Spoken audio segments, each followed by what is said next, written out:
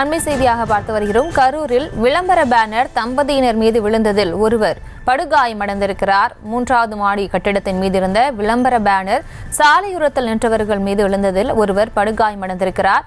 இது தொடர்பான மேலும் விவரங்களோடு இணைகிறார் செய்தியாளர் பிரபாகரன். வணக்கம். அங்கு என்ன நடந்தது? மேலும் விவரம்.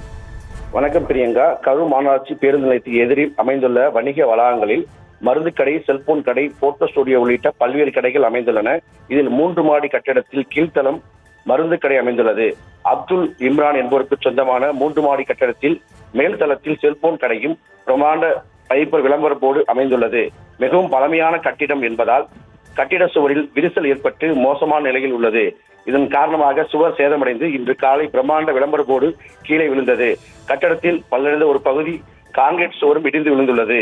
அப்பொழுது அந்த கட்டிடத்தில் முன் நின்று கொண்டிருந்த தம்பதியர் மீது விளம்பர போர்டு விழுந்து இருவருக்கு காயம் ஏற்பட்டுள்ளது. இதில் ஒருவர் படுகாயம் ஏற்பட்டு ரத்த வெள்ளத்தில் மீட்கப்பட்டு சிகிச்சைக்காக கரூர் உள்ள தனியார் மருத்துவமனைக்கு சேர்க்கப்பட்டுள்ளனர். தகவலறிந்து சம்பவ இடத்திற்கு சென்ற கரூர் நகர போலீசார் கட்டடத்தின் தடுப்புச் சுவர்களை அமைத்து கட்டடத்தின் உரிமையாளர் காவல் நிலையத்திற்கு அழைத்துச் சென்று விசாரணை நடத்தி வருகின்றனர்.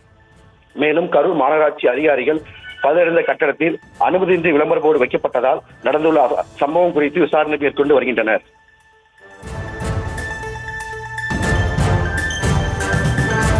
நன்றி பிரபாகரன்.